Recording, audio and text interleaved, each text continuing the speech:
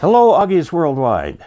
I'm Dave Kassler, amateur radio call sign KC0YVZ, here with another episode of Ask Dave. Now, in this episode, I'd like to address two questions, which are essentially the same question. The first is from Stephen Hartley, KC0YVZ, and an almost identical question from Thomas R. Jackson, KY4NF. Okay? And so I'm going to answer them both at the same time because they're very nearly the same. Before I jump into that, I'd like to pay a special thank you to a user who has a username of Hugh Bassoon. And he's got numbers on either side of that. So I don't know if this is a nickname or his actual name.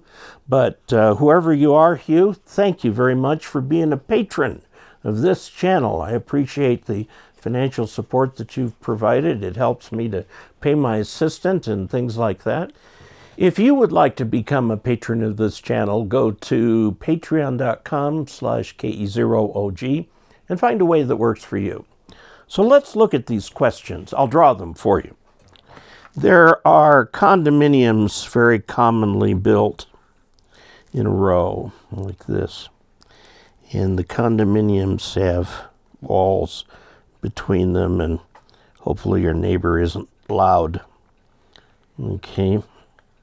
So these are all condominium units. They have in common the driveway out here. So you're going to have a car. Sometimes these garage doors will go underneath, and then you live upstairs, and sometimes there's even a third entrance up there. Now, all of these condominiums have doors here, and ostensibly they face this way. Actually, they face this way because you always go in and out via the garage. Now, the electrical service is buried, and if you've got a townhome that's like 2 floors and then the garage for the car, okay, the service will be over here, the electrical service, and it will be grounded right there. Okay, you each have separate electrical service. There's no connection between them. Sometimes the porch lights and stuff go on and off automatically. It all depends on the condominium. Now, invariably, the ground rod for this is right there. Okay, it's right next to you where you've got your electric meter and your panel.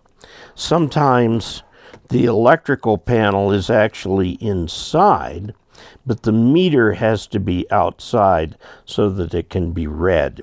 But the panel ground might actually go to something buried in the concrete, for example. Okay? Now, here is the problem that our two readers have in common. They could almost be in the same condo group. They've got, this is where the windows are to let the light in. And there's windows on the first and second floor. In the U.S., that's first and second floor. In the U.K., that'd be the ground and first floor. But they have, and the garage is in what is considered the basement. Okay, so often they'll put, you'll put your ham shack right here. Now, this gives you a problem. You can usually run a wire out to the front and put a ground rod. A wire out to the front and put a ground rod right there. Okay, and you can ground all your equipment and everything like that, just like you're supposed to do. And one has some woods over here where he puts his antennas up in the woods where nobody will notice. He's probably slightly buried that line so it won't get cut when the grass is grown. I'm not sure the antenna status of the other. It could be up on his roof. It could be on an upstairs balcony. It could be out in over here. If you put a mag loop out here and tune it remotely, then you don't have a, it doesn't even look like an antenna, okay? So you've got this problem that your ground is out here and the utility ground is utterly inaccessible. Now, if you go by, I'm sorry to use green, I'm running out of colors. If you go by the electrical code, this and this should be bonded together. But you never want the bond to run in the building. So what do? I mean, ideally, you would be able to, tunnel underneath or in the concrete, below the rebar, or use an oofer ground that happens to be right there, or run a perimeter ground that's got ground rods around it like that can support all of these like that. And there may be something to that effect over here. But what you've got to do is go to that one, and you really don't have a way of connecting to the other. Is that ideal? No. No, it's not ideal at all. Will it work? Yeah, probably. Very few hams meet all of the National Electrical Code requirements for radio installations. If you look in the Motorola book, if you go to Ask Dave number 8, and it has an extract there from the Motorola book that shows how hog wild you can go with grounding and some of the things that you can use. But yes, definitely have the ground rod right outside the shack. Now, note that any equipment that has a 3-wire ground plug, okay, you've got your 2 plugs plus the ground plug here, all of those, the ground here is connected to this ground over here. Okay? So that means that you've got a kind of a virtual path. For example, in your power supply, most power supplies are like this. The green wire ground is actually attached in a power supply. You've got plus, minus, and you've got 110 coming in here, and this goes to, whatever. But this is attached to this.